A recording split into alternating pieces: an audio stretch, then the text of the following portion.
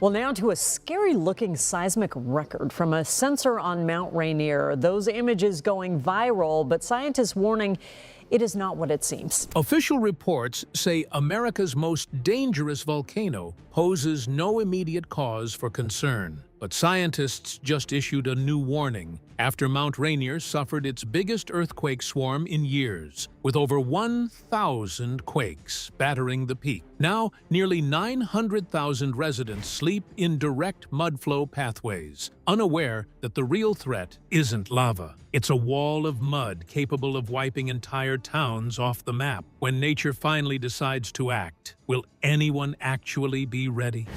The sleeping giant shakes inside the historic 2025 seismic swarm. Standing at 14,406 feet above sea level, Mount Rainier completely dominates the Pacific Northwest skyline.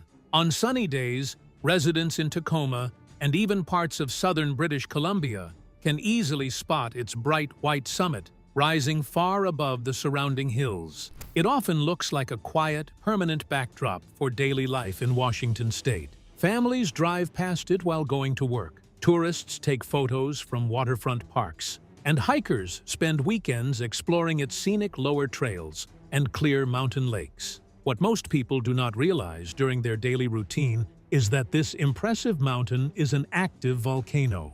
Volcanologists officially list Mount Rainier as one of 16 decade volcanoes worldwide. This special designation is given to volcanoes with a record of destructive eruptions that sit right next to dense urban centers. Beneath that quiet, snowy peak, the ground is never truly still. Hundreds of minor earthquakes rumble through its core every single year. Far below the surface, hot, acidic gases slowly circulate through the rock, turning solid volcanic stone into a soft, weak clay slurry over time. This ongoing process quietly hollows out the mountain from the inside out. But the physical layout of the peak makes the situation even more serious for local communities. Mount Rainier holds over 1 cubic mile of snow and glacial ice, which is more ice than all the other Cascade Range volcanoes combined. If an eruption or internal structural collapse rapidly melts that frozen reservoir, millions of gallons of water would mix with mud and rock. Today, more than 900,000 people reside in primary volcanic hazard zones across Pierce, King, and Thurston counties. The entire suburban neighborhoods, elementary schools, and local shopping centers sit directly on top of ancient mudflow deposits left behind by previous events in past centuries. Moreover, critical infrastructure for the region is built right where mudflows from future eruptions would naturally flow. This includes big transportation routes like Interstate 5, trains, ports, and dams that are worth a ton of money. If a big geological event happens, it's going to disrupt shipping and how goods get around on the West Coast for a really long time. The mountain looks peaceful from a distance, but its unique mix of crumbling internal rock, massive glacier cover, and nearby cities keeps geologists and local emergency teams paying close attention. Long before European settlers arrived in the Pacific Northwest, indigenous tribes held a deep cultural connection to the mountain. Tahoma, the Mother of Waters. For decades, local nations like the Puyallup, Nisqually, Cowlitz, Yakima, and Muckleshoot referred to the mountain as Tahoma, Tacobet, or Tacobwa, which translates to the Mother of Waters. For these native communities, the mountain was far more than just a scenic backdrop on the horizon. It served as a vital source of life and sustenance. Families regularly traveled up into the subalpine meadows during the warm summer months to gather wild berries, harvest medicinal plants, and hunt game. At the same time, they treated the icy upper slopes with massive spiritual respect. The frozen summit was revered as a sacred place, so people kept their daily activities to the lower meadows and rarely ventured into the dangerous high-altitude ice zones. Tahoma also acted as a reliable geographic compass for trade across the Pacific Northwest. Its massive snow-covered peak guided traveling groups along established trail networks that connected the inland Cascade Range down to the shores of Puget Sound.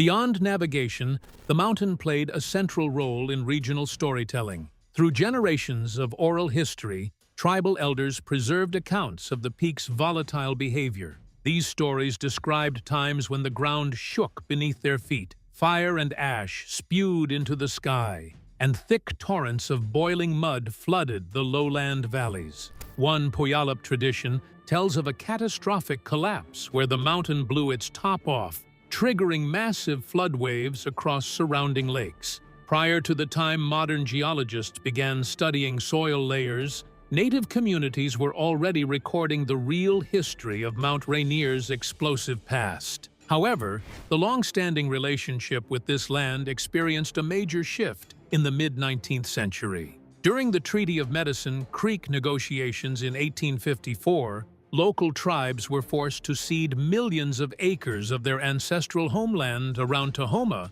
to the federal government. Although the treaties preserved certain rights to hunt and fish in traditional areas, losing control of the land created lasting hardships for tribal nations. Even so, the cultural connection to Tahoma remained strong. In recent years, Indigenous leaders have partnered with park officials and scientists to combine traditional ecological knowledge with modern volcanic monitoring. Currently, regional tribes actively participate in land management efforts while working to preserve their linguistic heritage and traditional place names. Their ancient stories provide valuable historical context for researchers studying long-term environmental patterns in the region. While native oral histories captured the mountain's fury through rich storytelling, modern geology would soon reveal the raw physical forces and plate movements that forged Tahoma's core. Born of fire and ice. What makes Mount Rainier a volcano is this huge underground geological system in the Pacific Northwest. Out on the coast near Washington, a heavy oceanic plate called the Juan de Fuca Plate is continuously moving down the lighter continental plate of North America. This continuous collision takes place along the Cascadia subduction zone, generating intense heat and pressure miles below the surface. Every year, this oceanic crust creeps forward by about 1 to 2 inches, keeping the magma chambers below quietly pressurized. So, all that pressure from the plates sliding under each other melts solid rock deep down, turning it into liquid magma. This magma then creeps its way up through cracks in the Earth's surface, fueling all the volcanoes in the Cascade Range. Mount Rainier happens to be positioned right over a really active spot in this whole underground setup, essentially serving as an escape route for the immense forces at play beneath us. The mountain we see now started forming around 500,000 years ago, but it's built on much older volcanic rocks that are almost 40 million years old. As a classic stratovolcano, Mount Rainier got built up over thousands of eruptions, adding layers over time. And it wasn't just one type of eruption either. Sometimes, thick, slow-moving lava made of andesite and dacite would ooze down its steep sides. Other times, it would have massive explosive bursts that blasted ash and rock all over the place. And during the ice ages, when there were huge glaciers, hot lava would often hit the ice. When the lava cooled against the freezing ice, it would shrink and crack into these really cool geometric pillars, forming unique rock structures known as columnar basalt. These hard stone columns remain visible today along several popular hiking trails. But then, the ongoing battle between volcanic heat and glacial ice created a fascinating geological outcome called inverted topography. In the past, heavy lava flows poured down into deep valleys carved out by glaciers and hardened into dense stone. As those ancient glaciers eventually melted away, the surrounding softer rock eroded much faster than the hard lava. Over time, the original valley floors were left standing high above the newly eroded land, leaving ridges like Rampart Ridge and Ricksecker Point. Meanwhile, the upper section of the volcano was constantly changing shape.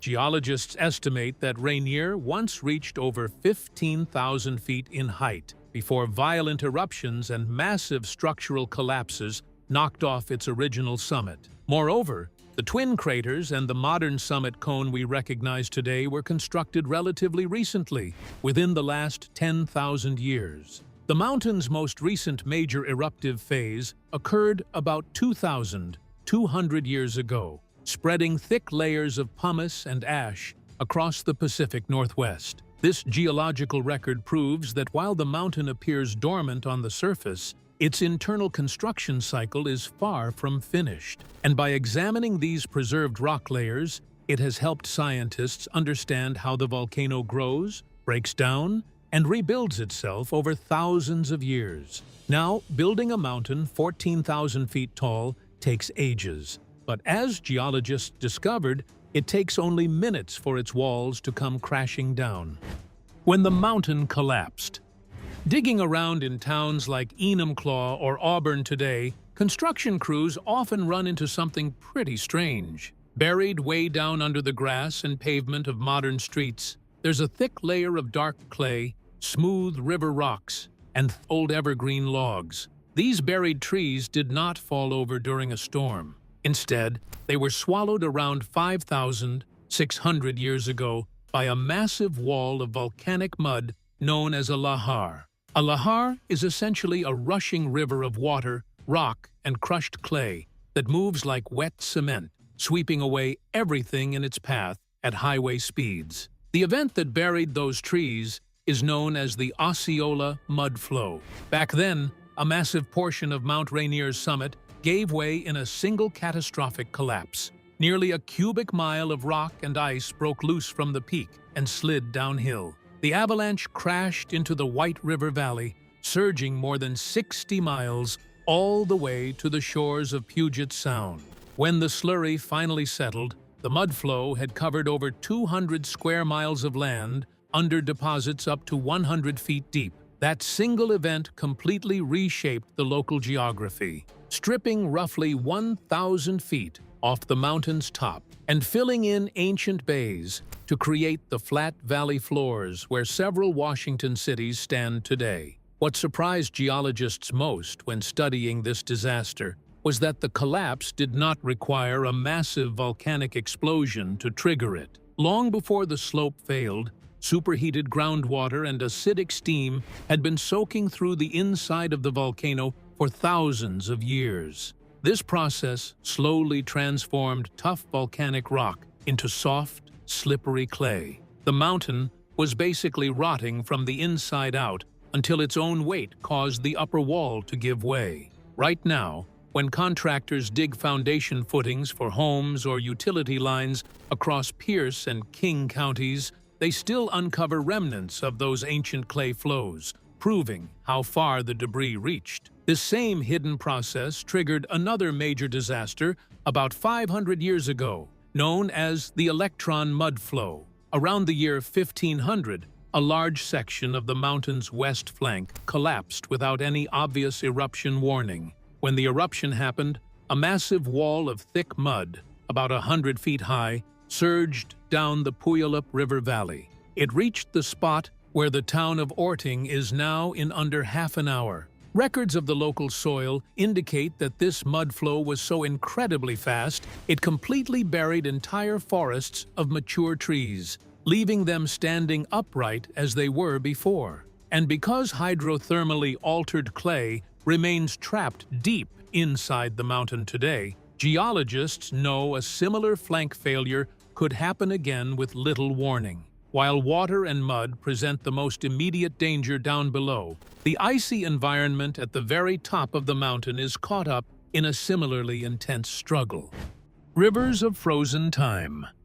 High above the muddy valley floors, Mount Rainier is filled with a heavy mantle of permanent ice that constantly carves and reshapes the mountain. While ancient mudflows grab headlines for their historic destruction, the 28 named glaciers covering roughly 35 square miles of the peak are working around the clock. These massive bodies of ice hold more frozen water than all the other glaciers in the Cascade Range combined. Among them, Emmons Glacier stretches across the eastern slope as the largest glacier by surface area in the lower 48 states. On the northern face, Carbon Glacier holds the record for being the thickest glacier in the contiguous United States, with its icy snout reaching down to a surprisingly low elevation, surrounded by dense evergreen forest. These massive ice sheets act as vital water towers for the entire Pacific Northwest region. During warm summer months, melting glacial ice feeds 5 major river systems that flow down into surrounding lowland valleys. Millions of local residents count on this steady freshwater runoff for municipal drinking supplies, hydroelectric power generation, agricultural crop irrigation, and healthy habitats for wild salmon runs. At the top of those river origins, right inside the volcano's summit crater, a completely different environment exists. Volcanic heat escaping through steam vents slowly melts out the underside of the crater's thick ice cap. This underground heating carves out elaborate networks of summit ice caves, where early alpine climbers once took shelter from freezing winter storm winds. However, the dynamic relationship between the volcano and its frozen crown is rapidly changing today. Long-term monitoring by National Park Service scientists shows that Rainier's glaciers have lost over 20% of their total area since the late 19th century. As the glaciers get thinner and shrink back, they create new dangers that are hard to predict for both visitors and park rangers. Pockets of melted water that get trapped deep within melting ice can unexpectedly burst open without any warning.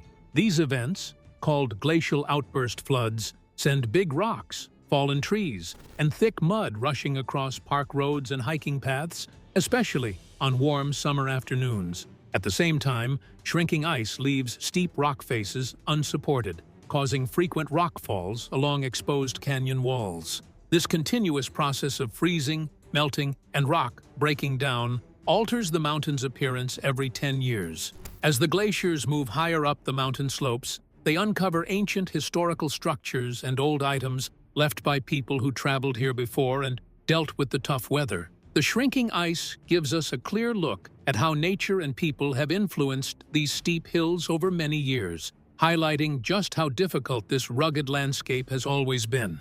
Even though the ice moving back uncovers bare land, it also shows the paths of the first settlers who sought to tame this wild mountain region. Conquest of the Beast.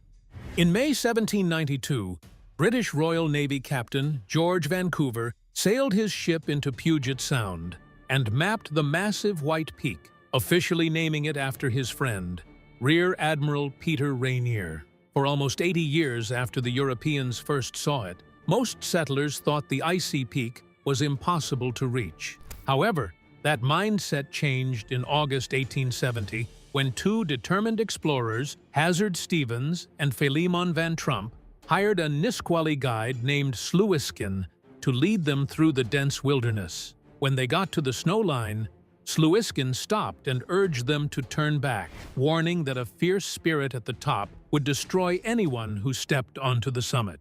Ignoring his warnings, the duo climbed up the steep, crumbling rock section, now known as Gibraltar Ledge. They got to the top late in the afternoon and barely made it through the freezing night by staying close to the hot steam coming out of volcanic openings inside the crater. When they made it back down the mountain to their camp the next morning, Sluiskin was genuinely stunned to see them alive, having assumed the peak had claimed their lives. 20 years after that historic first climb, a young schoolteacher named Faye Fuller made history in 1890 as the first woman to stand on Mount Rainier's summit. Wearing heavy flannel clothing, thick leather boots, and charcoal smeared under her eyes to block the blinding snow glare, she proved that high-altitude climbing was not reserved solely for men. Around that same time, rumors of hidden mineral wealth triggered a rush of prospectors to the mountain's base.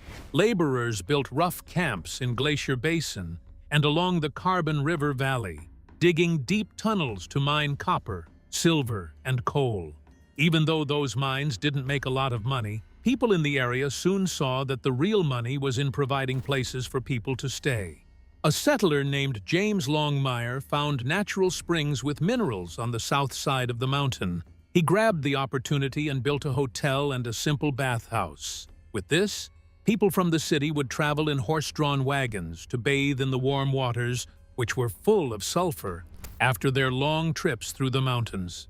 As the rough paths for wagons turned into roads for early cars, Mount Rainier became the top place in America for challenging climbs at high altitudes. Difficult paths, such as Liberty Ridge, made climbers deal with steep walls of ice and unpredictable mountain weather, which was great training for later trips to Alaska and the Himalayas. However, exploring this wild mountain area came with a big price. Over 400 people have died on the mountain since records started being kept in the late 1800s. They either fell into deep, hidden cracks in the ice, were buried by huge avalanches, or froze during sudden winter storms. So, being aware of these dangers became really important for the people living near the mountain and the guides who led climbs. As tourism became very popular, conservationists understood that the mountain needed to be officially protected by the government before its wilderness disappeared for good. America's fifth wonder. By the late 1890s, commercial logging operations and mining companies were aggressively cutting trails into the old-growth forests surrounding the base of the mountain. Rich railroad owners saw a chance to make a lot of money by turning the wild areas into their own forests for lumber and fancy mountain getaways. Seeing this rapid destruction, a group of scientists, hikers, and conservationists decided to take action. Members of early outdoor organizations like the Sierra Club and the Mountaineers joined forces with local Pacific Northwest leaders to lobby politicians in Washington, D.C. They argued that this majestic alpine landscape belonged to the American public and needed permanent federal protection. Their efforts eventually paid off on March 2, 1899, when President William McKinley signed the legislation establishing Mount Rainier National Park as the fifth national park in the United States. Now, establishing the park brought a whole new problem for those in charge, which was figuring out how to allow millions of visitors without ruining the delicate natural environment they came to experience. And designers figured this out by developing a special building style called park architecture. Instead of putting up modern concrete buildings, workers used wood from the area and heavy local stone. This made the buildings fit in naturally with the landscape around them. The main attraction of this project was the Paradise Inn, which opened in 1916 at an elevation of 5,400 feet. Skilled workers carved huge cedar logs by hand and built large stone fireplaces, making a warm, rustic getaway right next to the meadows below the mountain peaks. However, during the Great Depression of the 1930s, the park experienced another major wave of development through the Civilian Conservation Corps. Young men enrolled in the program moved into mountain camps, working long hours even when the weather was bad. They built strong bridges out of stone, made lots of hiking paths, and put up tall fire towers in the mountains that park rangers still use to keep an eye on far-off parts of the forest. Builders also took on big jobs creating roads, cutting twisty, scenic routes up to Paradise and Sunrise. These roads high up in the mountains meant regular drivers could go right up to spots with views of glaciers and delicate fields of flowers that used to take days of hiking to get to. Today, Mount Rainier National Park covers over 236,000 acres, drawing more than 2 million visitors every single year. But handling that huge number of people needs ongoing work. During the busy summer, terrible traffic jams used to stretch for miles on the roads leading into the park. Plus, tons of hikers every day were in danger of stepping all over the delicate meadows. So, to keep these easily damaged plants safe, and to help with the traffic jams, the National Park Service tried out a timed entry reservation system for the busy areas like Paradise and Sunrise during the summers of 2024 and 2025. After a while, however, Mount Rainier National Park officially canceled the timed entry reservation requirement. Instead of making people book ahead, the National Park Service is now using different ways to manage the parking lots during the busiest summer times to deal with all the traffic. Even though millions of people admire its beauty, people who manage emergencies are thinking about the scary fact that Mount Rainier is like a dormant weapon pointed right at Puget Sound. The ultimate threat. Deciphering the Lahar time bomb. When people picture a volcanic eruption, they usually imagine glowing streams of red lava. But on Mount Rainier, lava actually doesn't move very fast and would likely stay up high within the park's limits. The true danger to the towns and areas around the mountain is the same thing that covered those old forests ages ago, which is the lahar.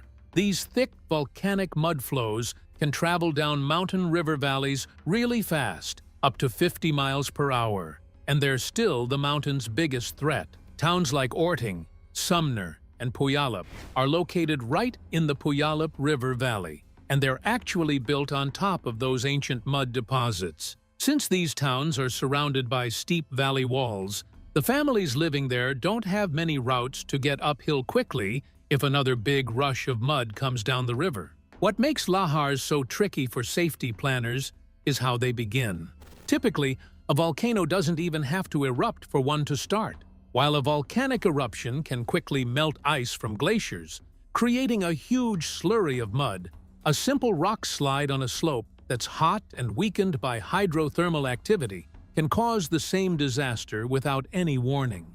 Scientists from the United States Geological Survey use a fluid dynamics software called DCLAW to create computer models that track these exact movements. Their detailed calculations show that a major mudflow could reach the town of Orting in just 30 to 40 minutes, reaching Puyallup less than an hour later.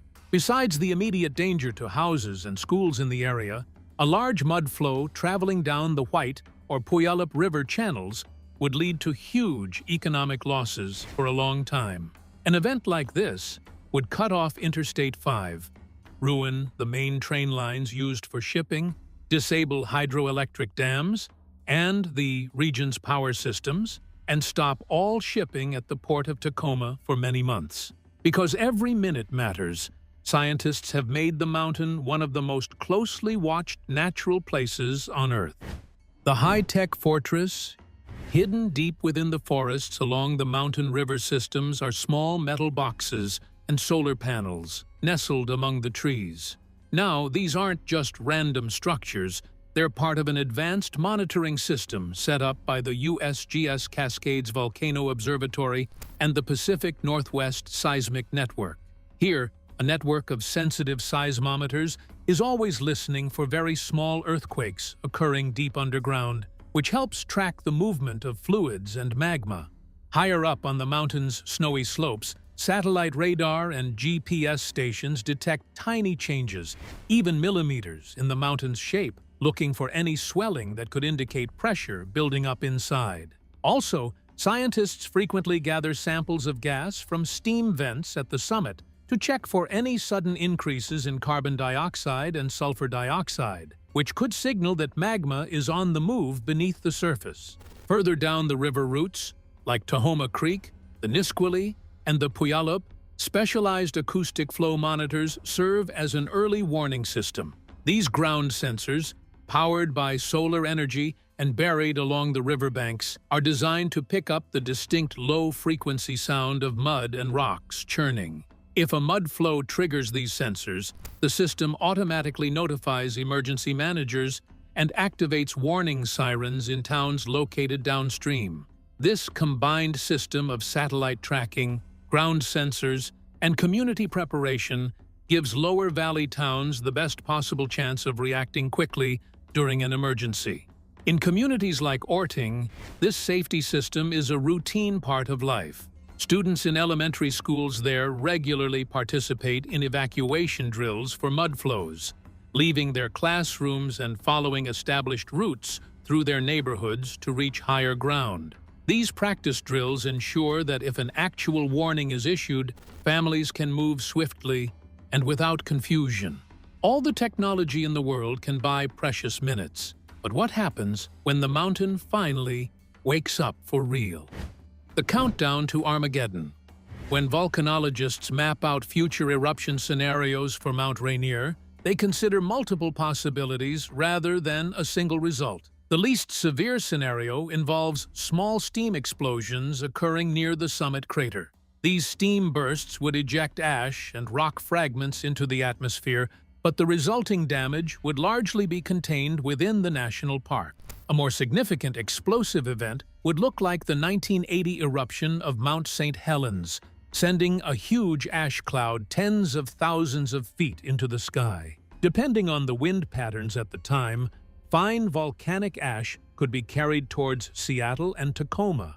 This abrasive material could disable aircraft engines at SeaTac Airport, cause power outages across the region, and interfere with water purification systems throughout the metropolitan area. The most dangerous situation involves an unexpected collapse on the volcano's west flank, which has been weakened by hydrothermal activity. If a large section of this unstable rock gave way without any prior indication, it would trigger a powerful mudflow that could reach communities in the Puyallup River Valley in less than 45 minutes. In addition to the immediate need for evacuation, the long-term consequences would reshape life throughout western Washington for many years. River courses would permanently change, necessitating the reconstruction of major roadways, railway networks, and utility infrastructure by state engineers over the newly covered land. Essential trade and commerce throughout the Pacific Northwest would cease abruptly as key shipping ports shut down indefinitely. Even with these known risks, communities throughout Pierce, King, and Thurston counties are experiencing swift population growth, with new housing developments and commercial areas being constructed directly on top of historical mudflow deposits. Hundreds of thousands of people manage their everyday lives while coexisting with the silent presence of the active volcano visible on their skyline. Mount Rainier is a magnificent landmark in the Pacific Northwest, but its long geologic record proves that surface calm is only temporary. As population growth pushes more suburban housing directly into these designated hazard zones, local leaders face an uncomfortable debate about safety, zoning, and private land ownership. Is it irresponsible for governments to allow developers to build homes and schools inside known mudflow paths? Or should individuals have the freedom to live wherever they choose, regardless of the geological risk? Tell us your thoughts in the comments below. Be sure to like, share, and smash the subscribe button. To enjoy more content like this, click on the next video on your screen.